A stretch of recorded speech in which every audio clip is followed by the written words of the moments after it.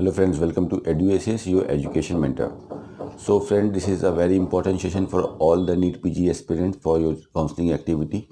जो स्टूडेंट में main curiosity है, मैंने अभी एक क्योस का एक डिलेमा, एक कन्फ्यूज़न, जो भी आप वर्ड यहाँ पे इस्तेमाल करो, वो बना है इस चीज़ को लेके कि now I have got my all India rank, I can see what is the score I have got in the examination. लेकिन अब इस स्कोर को हमको कैसे सही से यूटिलाइज़ करना है, what is the maximum which I can get from the counselling activity, which counselling to participate. इसमें सभी जितने भी स्टूडेंट, नियर अबाउट 90,000 स्टूडेंट जो क्वालिफाई होकर आए हैं, फिलहाल अभी वही सारे स्टूडेंट ही होंगे जो काउंसलिंग एक्टिविटी में पार्टिसिपेट कर सकते हैं, तो जो are having the minimum qualifying numbers. लेकिन अगर हम टोटल 90,000 स्टूडेंट्स के ऊपर एक छोटा सा केस स्टडी करके देखते हैं तो सभी की कंडीशंस अलग हैं। इसमें से काफ़ी स्टूडेंट्स ऐसे हैं those who are sitting on different ranks, like जिनके पास उतनी अच्छी रैंक नहीं आ पाई है, जिनकी those who are having a rank of something around 18K, 20K, 30K, 40K, but due to different reason, due to personal reasons, कि वो प्राइवेट मेडिकल कॉलेज की फीसेस की तरफ नहीं जा सकते। Anyhow they have to take the admission in the government medical college और in the DNB seat, और they have got the only option to repeat back और एक अच्छा रैंक ला के नेक्स्ट ईयर ट्राई करने के लिए। तो काफ़ी स्टूडेंट इस सेगमेंट में आते हैं जिनके पास अदर कोई ऑप्शन नहीं है, they can't go in the private medical college. तो हम इस तरह से भी डिसीजन करेंगे आज के में। And there are the peoples की वो जो देख रहे हैं कि like okay, I have not got a good rank, no problem, but I want to know like what should I do like in this counseling activity। मुझे ये subject चाहिए, मुझे कॉस्टली पड़ रहा है, मैं एक बजट तक जा सकता हूँ, up to 20 I can afford, up to 15 I can afford. Every person has a different opinion about this thing. तो उस ऐसे स्टूडेंट्स के लिए क्या करना चाहिए, और एक ऐसे काफ़ी स्टूडेंट्स हैं, काफ़ी क्वेश्चंस भी आते हैं कि इज़ इट वर्थ टू पे this amount in the medical college, क्या मैं इतनी फीसेस को पे करूँ, क्या ये वर्थ है कि नहीं है। ये सब चीज़ों के ऊपर हम डिस्कशन करेंगे। तो बेसिकली अगर हम देखते हैं तो today we are going to discuss after 15,000 rank to up to like 50,000 rank. 15,000 to 50,000 के बीच के जो स्टूडेंट्स आ रहे हैं, जो इसके गैप में 35,000 रैंक वाले जितने भी बच्चे हैं, आप सभी बच्चों की, और majority of the students come are coming under this group, under 15,000 to 50,000। So and हमने कैटेगरीज वाले स्टूडेंट के लिए सेपरेट सेशन किया था लास्ट। तो today we are going to discuss only about the general और द UR कैटेगरी की हमारी काउंसलिंग स्ट्रेटजी क्या होनी चाहिए इन द ईयर 2020। जितने भी डिफरेंट काउंसलिंग्स हैं हमारे पास, जो हमारा होम स्टेट है वहाँ की काउंसलिंग को कैसे हम अप्रोच करें, ऑल इंडिया कोटा का हम कैसे यूज़ करें, DNB का हम कैसे यूज़ करें, जो ओपन स्टेट है हम कैसे यूज़ करें। तो ये सब एक तरह से कन्फ्यूज़न बना हुआ है, बिकॉज बहुत सारी काउंसलिंग फर्स्ट टाइम हम काउंसलिंग कर रहे हैं। लास्ट ईयर भी हो सकता है आप लोग ने काउंसलिंग करी हो, might be due to any reason, because of the high fees और because of the low score, आपको रिपीट करके दोबारा से आना पड़ा। और बहुत सारे बच्चे ऐसे होंगे जो फर्स्ट टाइम आ रहे हैं। तो इस काउंसलिंग एक्टिविटी का क्या कंक्लूजन करें, क्या चीज़ करनी चाहिए, तो इसके ऊपर थोड़ा सा एक डिसीजन करते हैं, एक हेल्दी डिसीजन करते हैं, जिससे कि एक सॉल्यूशन के ऊपर आते हैं, जिससे स्टूडेंट सेटिस्फैक्शन लेवल पे आए कि now this is a good strategy for me, I should approach like this. तो फ्रेंड, फर्स्ट ऑफ ऑल देखिए, एक बहुत कॉमन सी चीज़ है जो अभी स्टूडेंट को परेशान कर रही है, because students are getting the data from the various sources. ठीक है, every person are giving your own opinion, सब अपने हिसाब से आपसे कुछ ना कुछ अपने गाइड कर रहे हैं, और हम कहीं ना कहीं सब पे हमारा बिलीव करने की आदत रहती है। तो हम एक तरह से सबके ऊपर बिलीव कर लेते हैं, और इस तरह से एक माइंड में एक तरह का डिलेमा आ जाता है कि यार ये करें कि वो करें, कन्फ्यूजन का स्टेट आ जाता है, जिसकी वजह से हमको कई बार ऐसा होता है कि चीज़ें बहुत आसान है, सामने रखी हैं, लेकिन हम उसको क्रॉस ओवर कर जाते हैं, और जो ईजी चीज़ है उसको छोड़ के हम टफ की तलाश में चलते हैं। तो फर्स्ट ऑफ ऑल अपना टेम्परेमेंट बिल्कुल कूल रखिए। इतना बड़ा चीज़ नहीं है counselling. Counselling is a very interesting thing at the end of the day, काफ़ी इंटरेस्टिंग चीज़ है। इसको मज़े से किए, जो आपको एग्जाम में करना था वो फाइनली आपके सामने स्कोर है। See your condition first of all, no, because जो भी आपको अपना ओपिनियन दे रहा है वो अपने तजुर्बे के हिसाब से, अपने एक्सपीरियंस के हिसाब से वो दे रहा है, but you personally know what your condition is. So if you first of all analyse yourself at the end of day, because it is your career, आपको एडमिशन लेना है, you want have to become to doctor. आप अपने आप को analyse करो कि ठीक है, because most of the data जो आपको रिक्वायरमेंट है वो सारा डाटा तो आपके पास है, कि लास्ट ईयर कहाँ पे कितने रैंक पे एडमिशन हुआ था, ये सब चीज़ें तो आपके पास हैं। फिर आप देखो कि ठीक है, मैं कहाँ तक अपने आप को स्ट्रेच कर सकता हूँ, बजट वाइज कितना मैं फ्लेक्सिबल हो सकता हूँ, और सब्जेक्ट वाइज में कितना फ्लेक्सिबल हो सकता हूँ। यही एक बेटर तरीका है काउंसलिंग करने का, बिकॉज इसमें कुछ हार्ड एंड फास्ट नहीं है कि मुझे ये चाहिए तो मुझे ये मिल जाए। उसके लिए एक ही तरीका है कि उतनी रैंक होनी चाहिए तो आपको मिल सकता है। तो फर्स्ट ऑफ ऑल हम 15,000 से स्टार्ट करने वाले थे। सो 15,000 वाले स्टूडेंट, यानी कि यहाँ से हम इस सेगमेंट से 15,000 रैंक से इसलिए स्टार्ट कर रहे हैं, जैसे कि आप लोग को क्लू मिल चुका होगा कि 15,000 के बाद एक क्वेश्चन मार्क से लगा जा रहा है, specially if you talk about the government seat in the MSMD courses. तो बहुत सारे स्टेट्स हैं ऑल इंडिया कोटा में, नियर अबाउट 15,000 रैंक तक तो एक कंफर्टेबल सा लग रहा है कि ठीक है चलो कोई बात नहीं, अगर मुझे हायर क्लिनिकल नहीं मिल रहा है so no problem, even like I am getting ENT anaesthesia जैसे सब्जेक्ट तो मुझे सीट मिली जा रही है। लेकिन इसके बाद वाले बच्चे के लिए क्या करना चाहिए? तो फ्रेंड देखिए, अगर आपकी रैंक 15,000 से लेकर 20,000 के बीच में है और you want to take that admission only in the government colleges like, और इन द कॉलेजेस जहाँ पे हमको ज़्यादा फीसेस देने की ज़रूरत ना पड़े, तो फर्स्ट ऑफ ऑल अगर आप DNB के लिए अप्रोच रखना चाहते हो that is very good, but DNB से पहले अभी आपके पास MSMD की काउंसलिंग है। तो आपको ये देखना है कि इस काउंसलिंग को मुझे स्किप तो नहीं करना है कि मुझे इसको बस देखना है, छोड़ देना है। तो मैं इस काउंसलिंग में क्या कर सकता हूँ? सो ये काउंसलिंग एक्टिविटी है, आप रजिस्ट्रेशन करते हो, आप अपने पास से पेमेंट करते हो, एप्लीकेशन फॉर्म पर पे करते हो। तो यहाँ पे चॉइस फिलिंग के ऊपर कोई बाउंडेशन नहीं होती है। हो सकता है आपको कॉलेज मिले, हो सकता है कॉलेज आपको ना मिले, बट चॉइस फिलिंग में ऐसा कुछ नहीं है कि आप वहाँ पे कोई चॉइसेस नहीं डाल सकते हो। तो अगर आपकी जो भी रैंक आ रही है 16,000 17,000, बिकॉज डाटा शफल हुआ है लास्ट ईयर से, नंबर ऑफ सीट्स में इंक्रीज़ हुई हैं, तो कुछ स्लाइटली चेंजेस तो ज़रूर देखने को मिलेंगे। तो एक जो कॉमन से आप रूटीन प्रोसेस से चॉइस फिलिंग करो कि जो भी आपके डिज़ायर्ड सब्जेक्ट हैं उसको हम तो पहले फर्स्ट ऑफ ऑल अपने कार्ड में ऊपर लगा देते हैं हायरार्की में। अब हमारी मेजर चॉइस फिलिंग स्टार्ट होती है कि ठीक है मेरी 17,000 18,000 20,000 या 22,000 रैंक है, तो मैं सारे क्लिनिकल को कवर कर लेता हूँ। आफ्टर क्लिनिकल के बाद अगर आप देखोगे तो यहाँ से 15,000 के बाद डिप्लोमा के काफ़ी अच्छे चांसेस होते हैं। तो आप देखो कि लाइक अगर मुझे यहाँ पे डिग्री नहीं मिल पाई तो इसके लिए आपको रियलाइज़ करना पड़ेगा फर्स्टली कि like I have not got a good rank, और अब मैं प्राइवेट में नहीं जा पाता हूँ, तो अब मेरे पास these are the option left for me. तो आप देखो कि लाइक 15,000 रैंक में, 18,000 रैंक में, 20,000 रैंक में काफ़ी अच्छे अच्छे आपको डिप्लोमास मिलेंगे इन MD पैथोलॉजी, जिसका हमने लास्ट सेशन में भी डिसीजन किया था कि MD पैथ में भी काफ़ी अच्छा स्कोप है।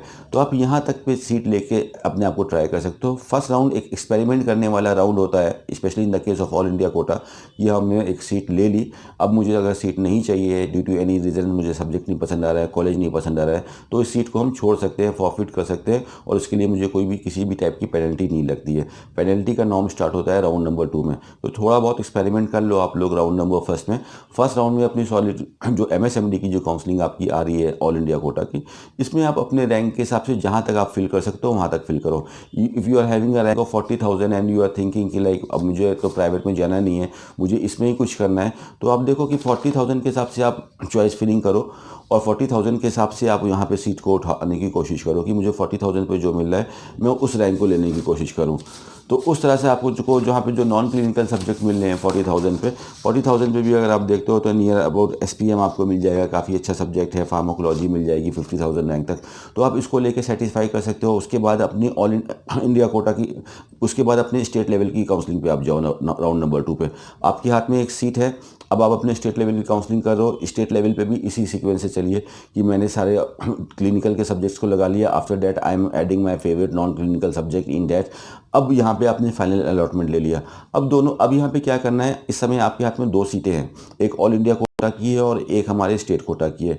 अब दोनों सीटों को आपको देखना है, इक्वली बैलेंस करना है कि दोनों में से विच is the better subject which I am having in my hand and which is the better medical college which I am having in my hand. तो आपने देखिएगा कि ठीक है मेरा स्टेट वाले सीट की वेटेज ज़्यादा है, तो आपने ऑल इंडिया कोटा को मिस कर दिया, सेकंड राउंड में छोड़ दिया, और स्टेट में आपने कंटिन्यू कर लिया सीट को और इम्प्रूव करने के लिए। ये आपने देखा कि ठीक है स्टेट की सीट मेरी ज़्यादा अच्छी नहीं है, ऑल इंडिया कोटा की सीट अच्छी है, तो आपने ऑल इंडिया कोटा की सीट को आपने ले लिया, और फिर आप सेकंड राउंड में चले गए अपग्रेडेशन के लिए ऑल इंडिया कोटा की सीट को और इम्प्रूव करने के लिए। इसमें एक चीज़ ध्यान रखिएगा, काफ़ी स्टूडेंट जो क्वेश्चन पूछने की कोशिश कर रहे हैं, तो आपको थोड़ा दूसरे टाइप से उसका आंसर देता हूँ कि क्या मैं सेकंड राउंड के बाद इस सीट को रख सकता हूँ, क्या थर्ड राउंड के बाद इस सीट को रख सकता हूँ। इसका सिंपल सा एक फॉर्मूला है कि at the same time you can have only 1 seat in your hand.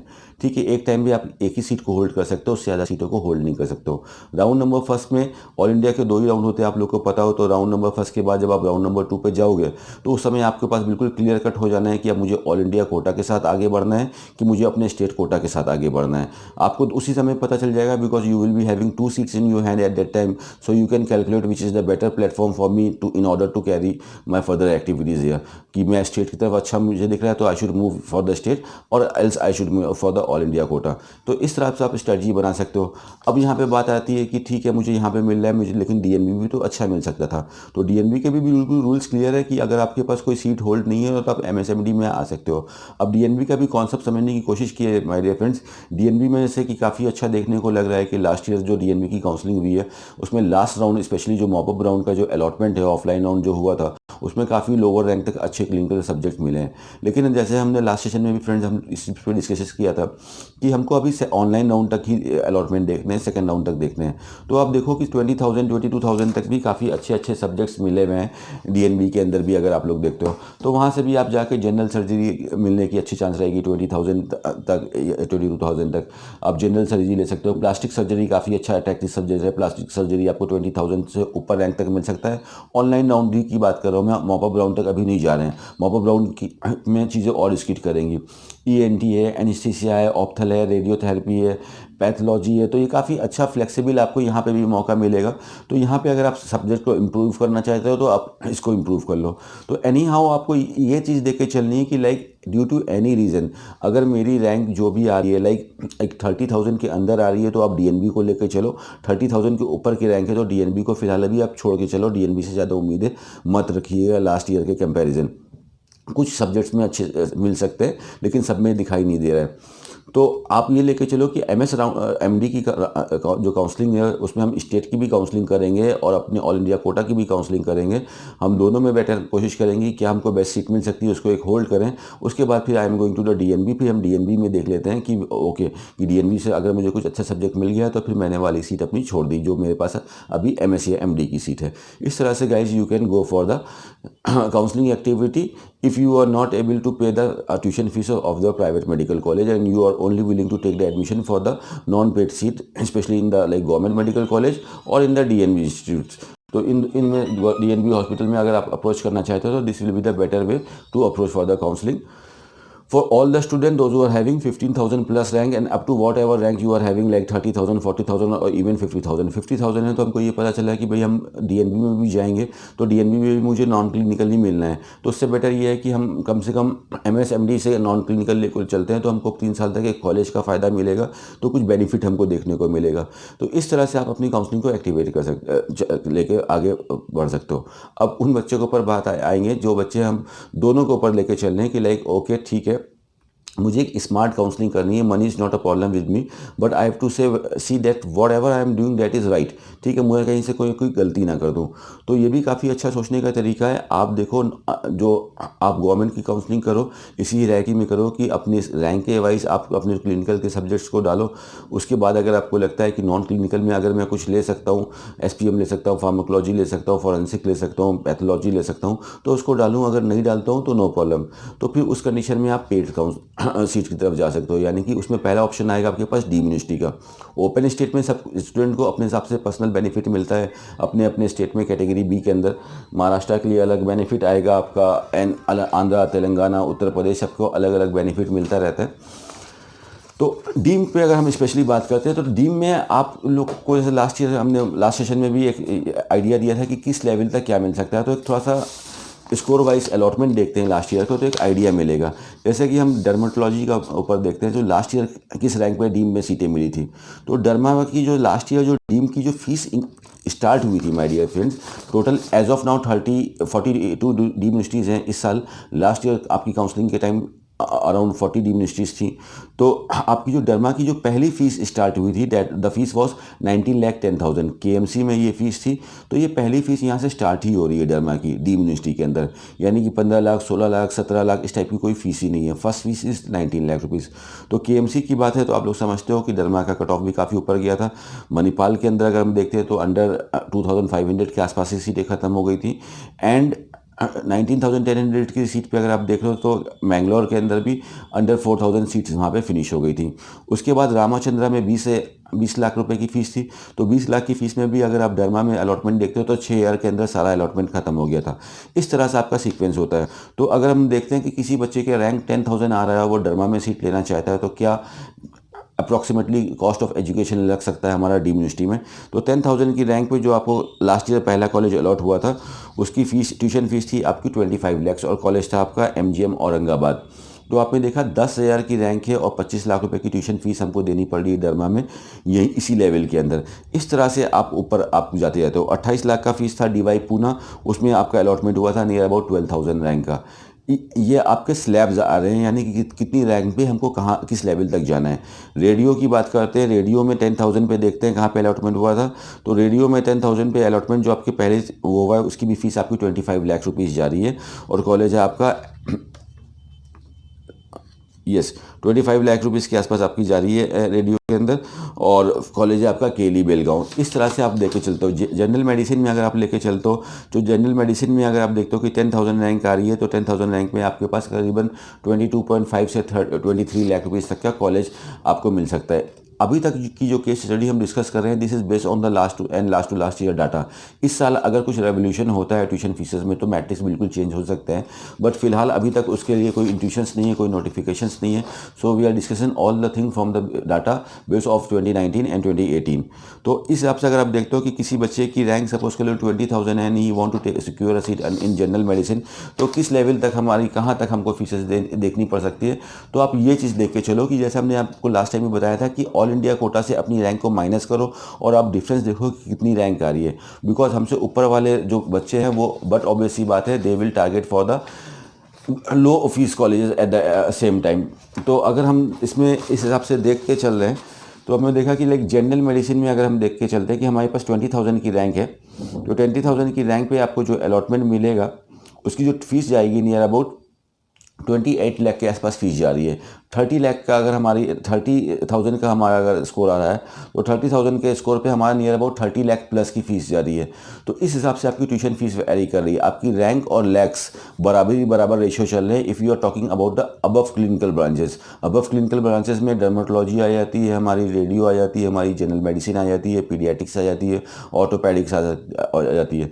इन सब ये सारे जितने भी डिपार्टमेंट हैं, इनकी रैंक थोड़ी सी फीसेस आपकी आगे चलती है। फिर जनरल सर्जरी से लेकर फिर थोड़ा सा चार्ट आपके नीचे की तरफ मूव करने जाता है। तो आप बेसिकली अगर डर्मा के लिए, रेडियो के लिए, जनरल मेडिसिन के लिए, पीडिया के लिए और ऑर्थो के लिए देख रहे हो, और you are going to the private medical college, तो यहाँ पे ट्यूशन फीस एक्चुअली थोड़ी ज़्यादा होने वाली है। अब इसमें क्या किया जा सकता है कि देखिए, अगर आपको 30,000 रैंक पे जनरल मेडिसिन ही करना है, तो आपने देखा कि 30,000 रैंक पे अगर हम जनरल मेडिसिन करने जा रहे हैं, तो I am paying 30 lakh rupees of fees in the deemed universities. तो अगर if you have no problem with the money, then that is a good decision कि एक अच्छे कॉलेज में जाओ। और अगर आप देखते हो कि यहाँ पे मैं कुछ कॉस्ट कटिंग कर लूँ, तो उस कंडीशन में आप देख सकते हो कि I can apply my luck in the open states. अगर हम ओपन स्टेट में जा रहे हैं, तो जो 30 लाख रुपये की फीस जो यहाँ पे हम एनुअल पे कर रहे हैं, there is a good chance कि ये फीस 25 लाख या 26 लाख हो जाए।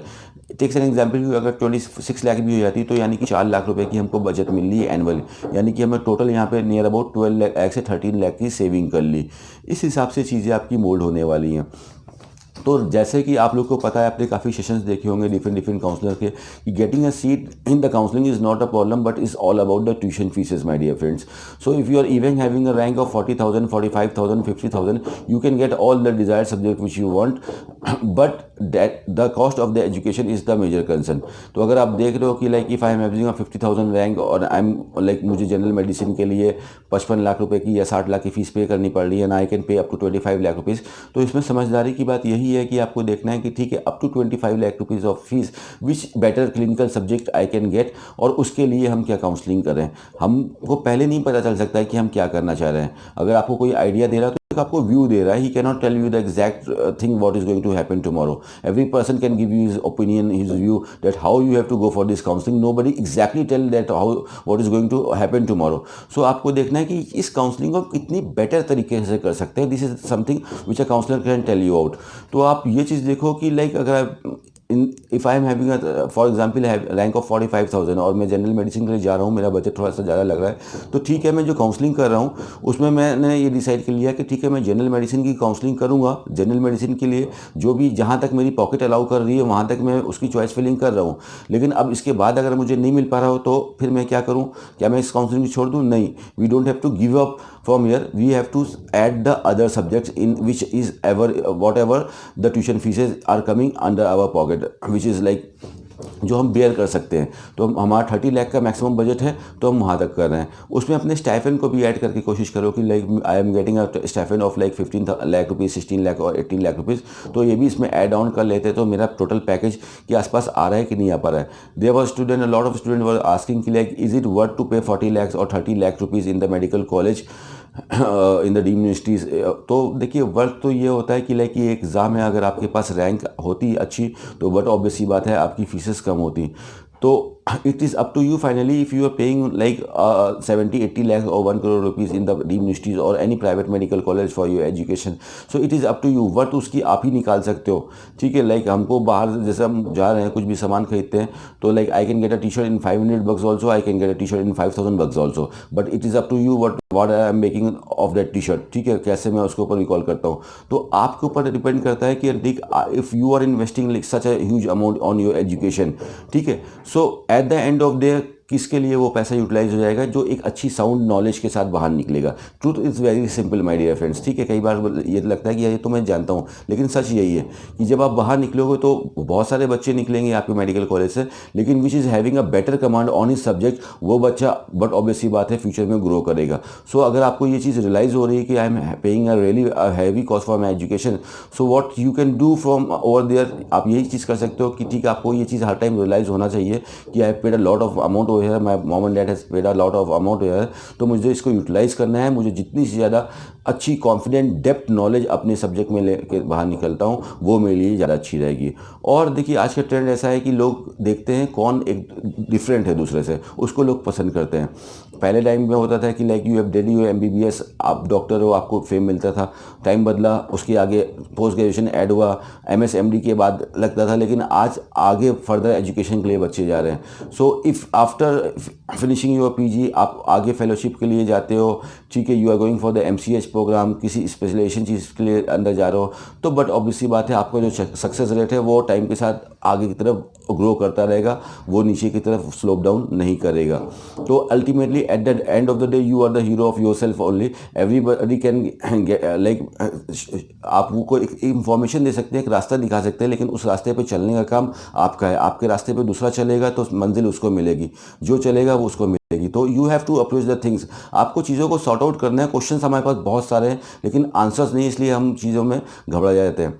तो आप देखो किस हिसाब से अप्रोच करना है। DNB में को भी अगर आपको लेकर चलना है तो DNB के में आपके पास राउंड 2 तक सीट होनी चाहिए। अगर राउंड 2 तक सीट नहीं है आपके पास और you are sitting on the high rank, like अब देख लो कि मेरे पास 40,000 की रैंक है, तो आप DNB से में अगर आप इंटर कर रहे हो, या सपोज कर लो आप 30,000 के रैंक से ज़्यादा में हो और आप DNB के मॉपअप राउंड में इंटर कर रहे हो कि ठीक है मुझे इस मॉपअप राउंड से कुछ निकालना है बिकॉज लास्ट ईयर बहुत कुछ मिला था, तो आप इस चीज़ के लिए प्रिपेयर्ड हो कि like this is the last round of the counselling. इसके बाद इस साल 2020 में कोई अदर काउंसलिंग नहीं है।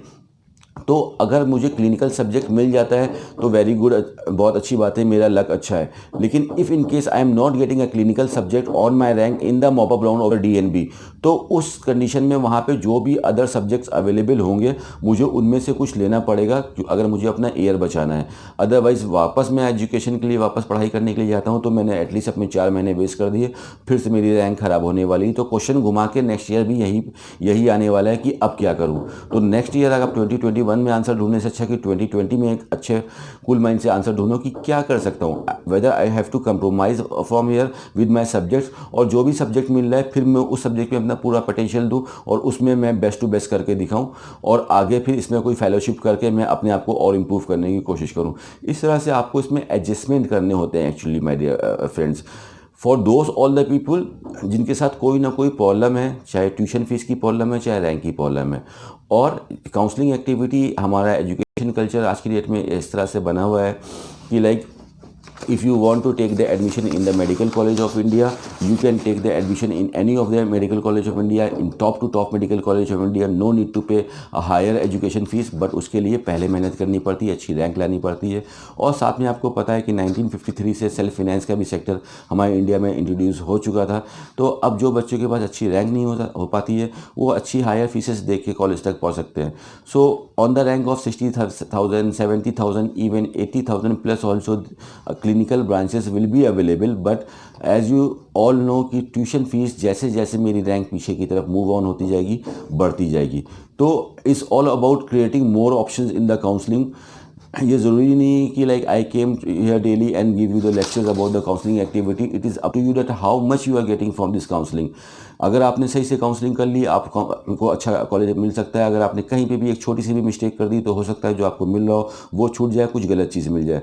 बस ये चीज़ें इस all about your like concentration power, कि आप कितनी तरह से चीज़ों को एनालाइज कर रहे हो। You are not getting distracted with any news and all. आपके पास न्यूज़ आ रही है, आप उसको कायम माइंड से देखो, डिकोड करो। Before participating in any of the counselling activity, you have to calculate the things out कि I am just doing registration for this counseling, or whether I'll get the seat on the basis of my rank in this counseling. These are the major things which have to be taken in the consideration. कई बार ऐसा होता है कि listen the data from the various sources कि इस state में जाएंगे tuition faeces ज़्यादा होंगी। जैसे take the case of Uttar Pradesh, UP में जाएंगे ट्यूशन फीस भी ज़्यादा है, साथ में हॉस्टल का अमाउंट ज़्यादा है। हमने भी लास्ट ईयर उत्तर प्रदेश में काउंसलिंग करी थी। तो जहाँ पे चीज़ें ज़्यादा हैं उसको छोड़ देना, उसको ऐड नहीं करना है। No need to take the load on your head. आपको देखना है कि ठीक है, यहाँ पे 3 कॉलेज हैं जो मेरे बजट में आ सकते हैं, हमको सिर्फ 3 कॉलेज को ही टारगेट करना है। Make the things simple as you can. इस तरह से आप अप्रोच करके रखो। ट्यूशन जो फीस है आपकी, इसमें जो एडिशनल जो कॉस्ट जो वो काफ़ी मेडिकल कॉलेज चार्ज कर रहे थे, वो ज़रूर इस बार से कम होंगे। लास्ट ईयर भी कम हुए थे यूजी की काउंसलिंग में, और इस बार भी नोटिफिकेशन है कि ट्यूशन फीस को कंट्रोल करने वाली है गवर्नमेंट। एडिशनल कितना कर पाती है प्राइवेट मेडिकल कॉलेज में, it is yet to be seen कि फ़ीस में रिडक्शन कितना हो सकता है। बट ये जो अनवांटेड फ़ीस हैं जो स्टूडेंट से ली जा रही है, इसके ऊपर ज़रूर ये सब चीज़ें आपकी कैप डाउन होंगी, और यहाँ पर स्टूडेंट को ज़्यादा डिस्टर्बेंस नहीं होगा। So on the rank of 20,000 और 30,000 और 40,000 and 50,000, it is up to us friends like how many options we can create in front of us. If we are lacking with anything, अगर fees की कुछ problem है तो non clinical की तरफ देखिए। और चॉइस फिलिंग में आप गवर्नमेंट, जैसे हमने लास्ट टाइम भी बताया था, आप गवर्नमेंट कॉलेज, प्राइवेट कॉलेज, ये सब मिक्स करके भी डाल सकते हो, उसमें there is no problem at all. काफ़ी सीट्स जो एनआरआई की रहेंगी, अगर अच्छे सब्जेक्ट्स में अगर आप जाना चाहते हैं, you are having NRI sponsor, तो एनआरआई स्पॉन्सर के डॉक्यूमेंट्स आप बना लीजिए। जैसे काउंसलिंग स्टार्ट होगी, उसमें अपनी कैटेगरी चेंज करके आप एनआरआई से रेडियो और डर्मा की सीट्स को 70,000 रैंक के ऊपर भी आसानी से उठा सकते हो। उसमें कोई प्रॉब्लम आपको आने वाली नहीं है। That will be a legal activity. At the end of the day, all the admission will be done on the basis of the allotment of the counseling activity. अगर आपके पास जितना भी allotment letter होगा वो counseling के through होगा, there will be no other means of admissions, because every person have some different information. कुछ ना कुछ student बताते रहते हैं कि सर मेरी रैंक कैसे है, मैं इस तरह से अप्रोच कर रहा हूँ, मैं उस तरह से अप्रोच कर रहा हूँ। ऐसे वैसे अप्रोच मत करो, डायरेक्टली अप्रोच करो। जो सीधा रास्ता है उसके ऊपर चलोगे तो आपको आगे चल के प्रॉब्लम नहीं आएगी कि आप टाइम भी वेस्ट करो, पैसा भी वेस्ट हो, और बाद में आपके इमोशंस भी हर्ट हों। तो counselling is the genuine platform, एक जेन्युइन एक एक्टिविटी, एक रूट है जिसके थ्रू स्टूडेंट को आगे जाना है और एडमिशन लेना है। तो counselling is the only way to take the admission. Counselling को आप सही से करो। आपके पास काफ़ी इंफॉर्मेशन है, but now what you have to do, you have to start concluding the things out. अब आपको चीज़ों को कंक्लूड करना है, ख़त्म करना है। नोटिफिकेशंस आना शुरू हो गए हैं स्टेट के, और काफ़ी जल्दी काउंसलिंग स्टार्ट हो जाती है। काउंसलिंग अपनी होती रहेगी, मार्च में भी होगी, अप्रैल में भी होगी, मई में भी होगी, जून में भी होगी। एक अच्छा स्टूडेंट ये है कि इसको ज़्यादा लेंथी ना करके मार्च के ही फर्स्ट राउंड में उसने अपनी सीट ली और बाहर निकल गया, उसकी काउंसलिंग मार्च में ख़त्म हो गई। No more distraction in his life. Now उसका एग्ज़ाम भी हो गया, उसके पास सीट भी है, अलॉटमेंट भी है, कॉलेज में फीस भी सबमिट हो गई। नाउ इज़ हैप्पी, और उसको टाइम पर जाके क्लासेस को ज्वाइन करना है। और जो इसको ज़्यादा कॉम्प्लिकेटेड करता है, ज़्यादा एक्सपेरिमेंट करता है, वो आगे तक काउंसलिंग में जाता है। और नॉट ऑलवेज पॉसिबल कि आप लास्ट तक काउंसलिंग में जा रहे हो तो कुछ अच्छा ही मिल जाएगा। उस कंडीशन में लास्ट तक जाइए अगर आपके पास कोई अदर ऑप्शन नहीं है। If you are finding the things as early as possible, तो it is better at the end of day कि आपको जितनी अच्छी चीज़ें पहले मिल गई हैं उसको लेकर आप बाहर निकल जाओ। सो इस टाइप इस was a mentoring type of session जिसमें हमने ज़्यादातर कोशिश करी है कि आपको मेंटर करें। ज़्यादा हम आपको बता नहीं पाए कि रैंक वाइज क्या अलॉटमेंट होगा। एक पीडीएफ इसमें सेशन के लास्ट में लगा रहे हैं, जिस उस पीडीएफ से आपको पता चल जाएगा कि लास्ट ईयर डीम में कितनी रैंक पे कितनी फीस पे कौन सा सब्जेक्ट मिला था, जिससे आप जितनी भी डीम की फीसेस हैं वो भी आपको अभी इस पीडीएफ के थ्रू मिल जाएंगी। किस रैंक पे क्या मिला था वो भी मिल जाएगा। आप डीम का ये चीज़ देख लेना पीडीएफ को कि हमारे रैंक वाइज कौन से सब्जेक्ट पे अगर हम जाते हैं तो क्या ट्यूशन फीसेस देनी पड़ेंगी। और डीम्स के इसके बाद भी अगर आपको लगता है कि थोड़ी सी फीसेस ज़्यादा हैं तो I will suggest you to try for the open states also. Open states have a lot of potential. वहाँ पे आपको डीम के कंपैरिजन में कुछ लो फीसेस 100% मिल सकती है। अराउंड आपका like total cost of education में 10-15 लाख का फ़र्क तो बिल्कुल आ जाएगा, जैसे कि लास्ट ईयर भी हुआ था। So this is how you have to go for the counselling friend. And the most important thing of the counselling is the round number first. Round number first में क्या होता है कि पूरी की पूरी सीट्स ओपन होती हैं, तो हमारे पास ऑप्शन ज़्यादा होते हैं। जैसे जैसे राउंड आगे बढ़ेंगे, राउंड नंबर 2 में जाएंगे, तो राउंड नंबर 2 कंप्रेस हो जाएगा, बिकॉज काफ़ी ज़्यादा सीटें उस समय अलॉट हो चुकी होंगी। हो सकता है उसमें से काफ़ी सीटें वापस आ जाती हैं, सरेंडर होकर आ जाती हैं गवर्नमेंट के केस में, लेकिन प्राइवेट के केस में उतनी ज़्यादा सीटें सरेंडर नहीं होती हैं। So round number first is the most important round for each and every student. So you have to do, आपको ये नहीं चीज़ें बचा के नहीं चलनी है। You have to like release all the potential over there कि जो मैं बेस्ट कर सकता हूँ इस काउंसलिंग में कर लेता हूँ। अगर इस काउंसलिंग के बाद ही अगर मुझे कुछ अच्छी सीट मिल जाती है तो मैं यहीं से विड्रॉ कर लूँगा। और इफ़ आई विल सी कि अपग्रेडेशन इज रिक्वायर्ड तो then I will go for the upgradation. So this is how, if you can pursue your counseling, this will be a very good way of doing the counseling. और इसके बाद भी like friends, if you are getting problem in fine like that how to approach for the counselling, किस तरह से हम counselling को करें, so you can avail our consultancy services. We will mentor you out that how you have to go for the counselling. हमारी पूरी आपको team आपको मेंटर करेगी कि आप अपने रैंक के हिसाब से, अपने स्कोर के हिसाब से, अपने बजट के हिसाब से किस हिसाब से काउंसलिंग को रूट करो, कौन सी काउंसलिंग में पार्टिसिपेट करो, जिससे आपको एज अर्ली एज पॉसिबल एक अच्छी सीट मिल जाए। So we will meet again friends with some new information about NEET PG counselling. Till then keep smiling friends. Thank you so much friends, thank you.